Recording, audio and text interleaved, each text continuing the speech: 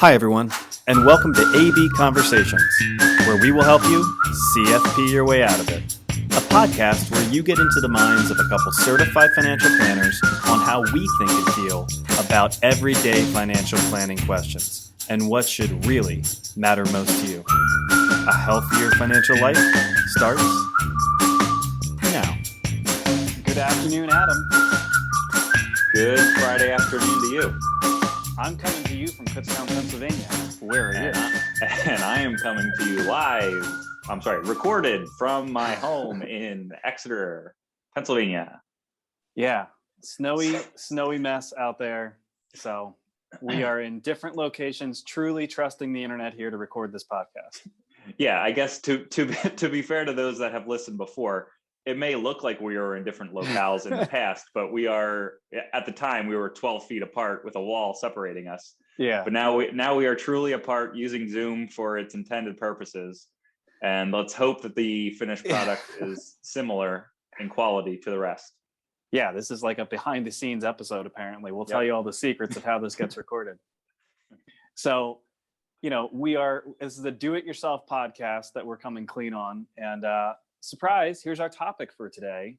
The kind of do-it-yourself, or as we're going to title it, the self-diagnosing that we see with certain people, clients, family and friends of clients, families and friends of ours, many different people, right? There is a do-it-yourself kind of mode out there on many different things in life. Mm-hmm. So we want to talk about, is that okay? When would it be okay? And maybe when isn't it? And see what you have to say about that. Yeah, I'm on board. Okay.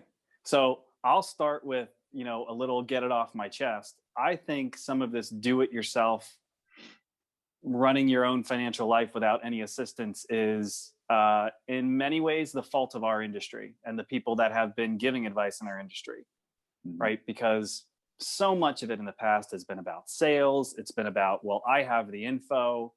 I'm credentialed, you're not, so you need me. When really, I think our philosophy on investments and that whole financial advising world is a little bit different at this point. Yeah, I think the internet, certainly the wide array of information that is now abundant and cheap and just available. Quick Google search, I can look something up immediately. Just the abundance of information, I think, gives the power to now the masses to start to share information. And sometimes that can be helpful in the scenario where my dryer stops working and I can quick Google search the part that needs to be replaced and I can take it apart and put it back together. And yeah, I am so thankful to the YouTube gods that I can do that. I don't know that always necessarily translate fully to financial planning. Yeah, and I guess that's the big separation that we need to make today, right? That investing is supposed to be pretty fundamental. We think it's fundamental. The advice that we give there is fundamental. Is there a lot of value in what we do in picking investments? Probably not.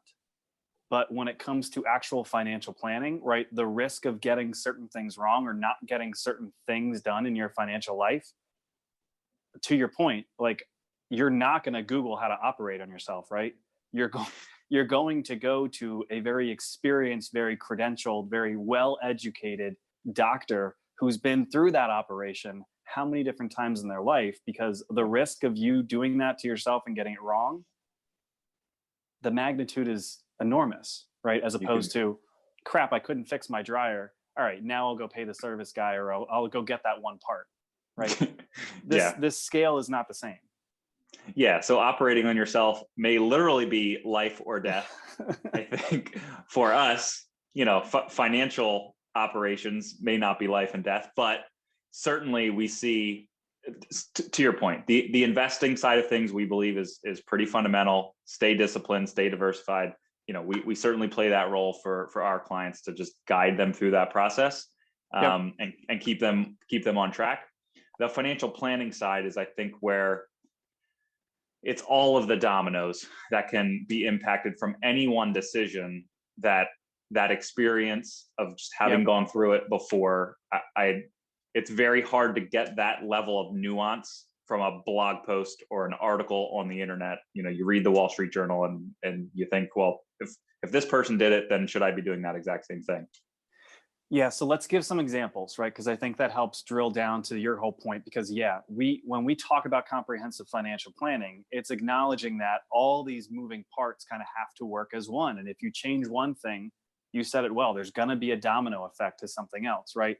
You want to execute. We had this recent question from somebody who was asking a very specific, should I do this stock transfer? And I know we always give the response, well, it depends, right? Is there going to be a capital gain involved? What's your business income going to look like this year? Is it good or bad?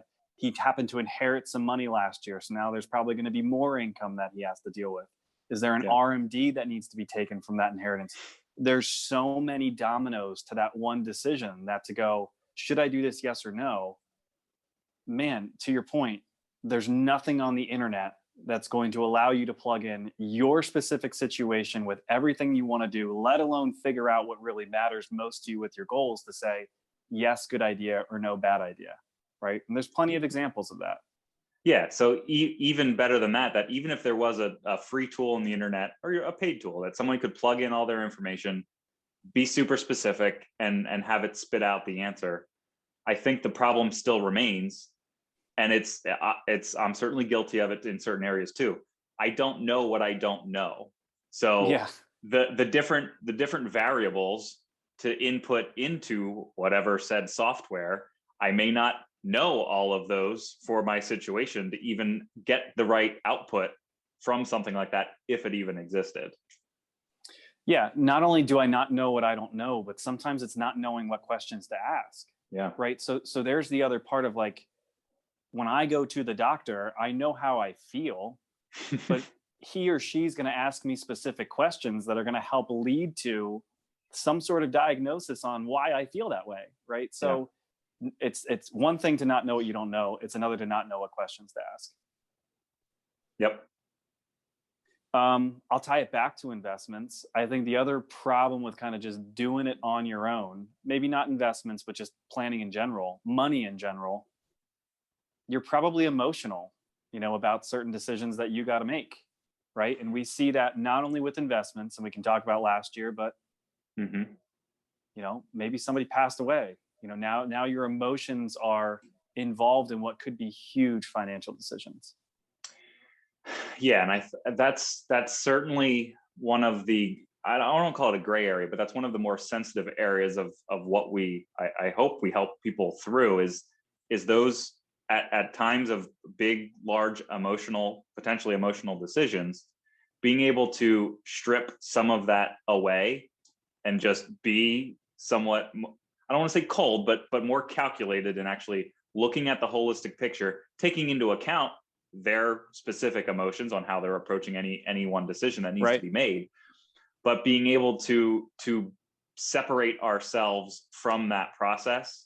I think it's fair to say we both are incredibly empathetic people, but when it comes to making financial planning or investment decisions, it's our job. So we're able to separate mentally from the emotional side of things and be a little bit more data driven and outcome driven. That clearly in our experience, we've seen people make bad decisions at bad times because emotions just get the best of them. And that's, to us, that's one of the most, it like feels like our hands are tied, and it's just an awful feeling to have when we know someone is making a decision that's not in their best interest, but emotionally it makes them feel better. Yeah. And it is human nature. And we have to recognize that. But as you're explaining that so well, I'm thinking of this just in the last week, and you'll know the people I'm talking about, and of course, no names here, but I think about the conversation yesterday of, well, we have these properties, and I don't want to, I'll never sell that house because it was the first one I ever bought. Like I saved all my money babysitting to have that house. Well, at some point we're going to have to tackle this, as this maybe isn't the best way to go about it, regardless of your emotional attachment to it. Right. It was, talking to somebody that's unfortunately going through a divorce, right? You may be emotionally tied to an asset or a way of going about it. That's probably not the best financial use of now what is going to be half of the resources that you're used to having. right? So there's just Yeah. any number of situations when people pass away, when it's divorce, Yeah. relationship dissolution, the first time you went through something, there's too many situations where I think emotions are going to potentially lead someone down a wrong path. So that's another area. Yeah. And it's tangentially related there that more often than not, depending on what the decision is, we've been through it before with Yeah. clients, right? That's the one side of it. And maybe this was on a previous podcast, but it has stuck with me. I saw it in an article somewhere that made the point. Most people are going to make the decision to retire one time. We already have led people through that decision countless numbers of times. So again, we know just from experience Yep. how things go more often than not, and at least have our eyes out for those dark alleys that we want to avoid people going down. So even just leaning on some of that experience, obviously, again, we're somewhat biased in our approach here. It's why we Right. have jobs. But there is a lot of value to hiring somebody, whether it's a plumber, somebody to fix my dryer, whatever, that has done it more than once. Right. And I think that just comes back to the magnitude of those decisions. So Yeah. I want to pivot to another one that I think kind of sticks with me on the problem with self-diagnosing. And I think it goes back a little bit to I don't know what I don't know. There's Yeah. so many tools out there that I think lead people to believe they're getting some sort of data output that's going to support what they want to do. That may not be well done, right?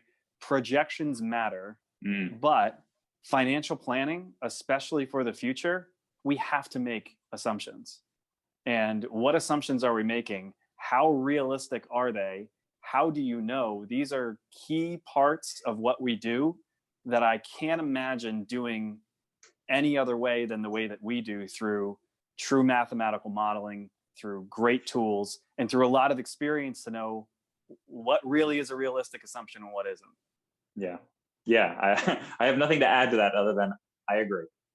Yeah, it's just the straight line napkin math of, oh, well, this is what I need, so I'll be fine. Yeah. Well, again, we know how those things change over time. We know that there are expenses that pop up that people usually don't think about. Are we building in buffers? What is inflation going to look like? What rate of Yeah. return are you kind of assuming? Where are tax rates? Like, part early in the process with us, it's what assumptions are we comfortable making, and then going back and reevaluating that.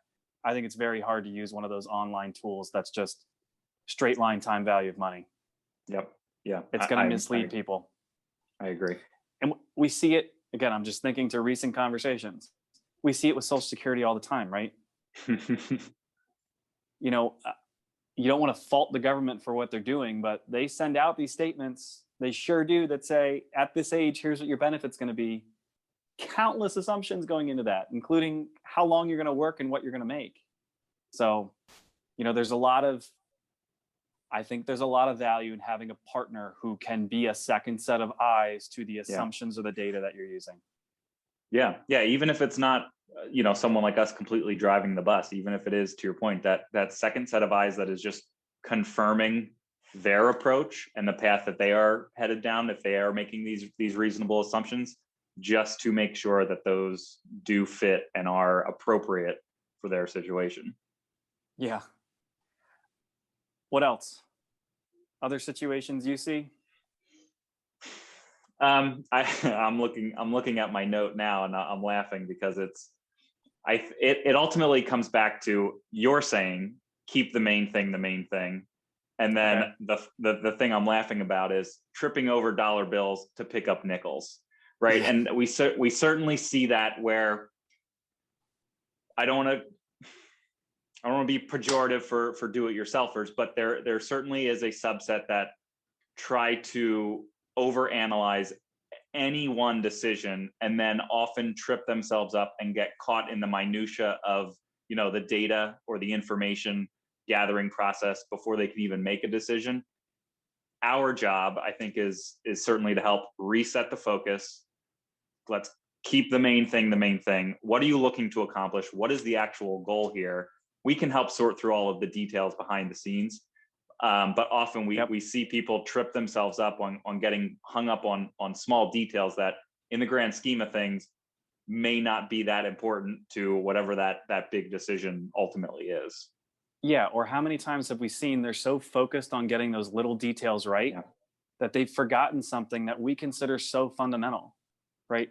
They don't have a properly documented estate, but they were so focused on getting that estate to millions upon millions of dollars, right? Yeah. So again, the scale here, the importance of what they've gotten done, it's just not in balance, right? They have this, I call it mission drift, right? Yeah. What are we really looking to accomplish?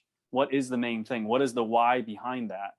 And so many people get, I think, when it comes to people that are really goal oriented, they get all the way down into those little goals that really are not completely aligned to what the main thing was to begin with. Yep. Yeah. Well said. I think the last one, you kind of brought it up a little bit earlier. Man, it's so easy to read stuff. It's so easy to take somebody's opinion on something and believe that that's going to be good advice for them, especially in this day and age where news is just at our fingertips. And it's meant to solicit a reaction, and it's usually pretty good at soliciting a reaction. I can't count the number of times last year I was just happy to be the person that people called before they did things, because they expected us to be kind of the filter and the voice of reason to, is this going to be okay? Like, the world feels absolutely crazy right now. Is this okay? Because this is what I'm hearing, right? Yeah. And I'm laughing because the thought I had there was clearly the media, they're looking to attract eyeballs. That is their job. That is how they generate revenue. Blog posts, articles, whatever. They don't have the responsibility of, if you take that information and you act on it in your personal life, you can't go back and sue the Wall Street Journal because you followed an article that was supposed to be, general information. We have a responsibility as fiduciaries to give someone the best advice that we can, and we are held to that standard. And by the way, someone can come back and hold us responsible. So like even just going down that road of, you're not interacting with a human being if you're just reading an opinion article.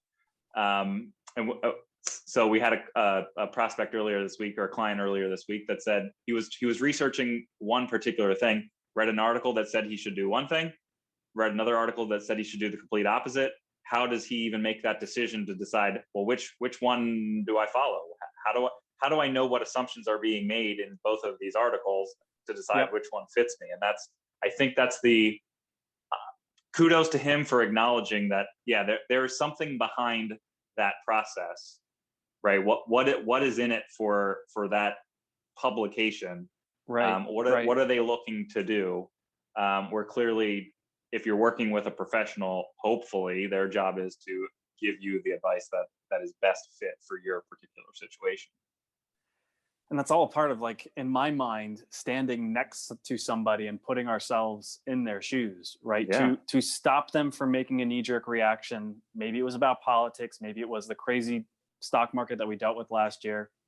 It's not like our phone was ringing off the hook 2 weeks ago with GameStop, but right, there is this fear of missing out that people may have when they see something going straight up, right?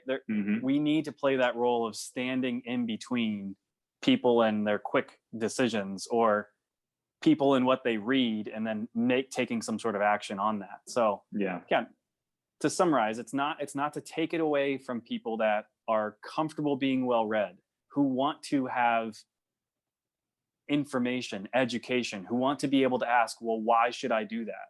Right? This is a good thing.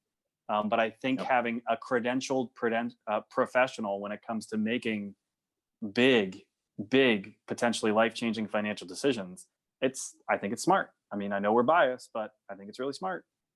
Yep. Yeah. The confidence that we would hope someone would get from researching information on their own, and even if that's us confirming whether that's correct, or again, just giving more perspective and some professional expertise to help influence whatever that decision is. And clearly that's what we're here to do. Yeah, and we can wrap it up with that. I mean, more than anything, we want to educate people. We want to be a resource in this industry that is not here to say, here's the one way to do something, here's the product that everybody should have. It is about education, analysis, aligning things. And if you got questions, give us a call, because that's what we do. That's right. We are the personal Google. How about that? I don't know about that. Personal financial life Google. Is that fair? Am I just making it worse? Okay. I don't know. I think we're making it worse at this point. Turn it off, everybody. On that note, thank you for your time today.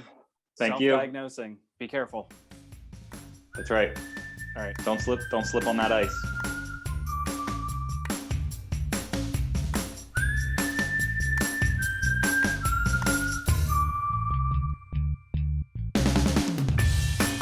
Hey everyone, Adam and I really appreciate you tuning in. Please note that the opinions we voiced in the show are for general information only and are not intended to provide specific recommendations for any individual. To determine which strategies or investments may be most appropriate for you, consult with your attorney, your accountant, and financial advisor or tax advisor prior to making any decisions or investing. Thanks for listening.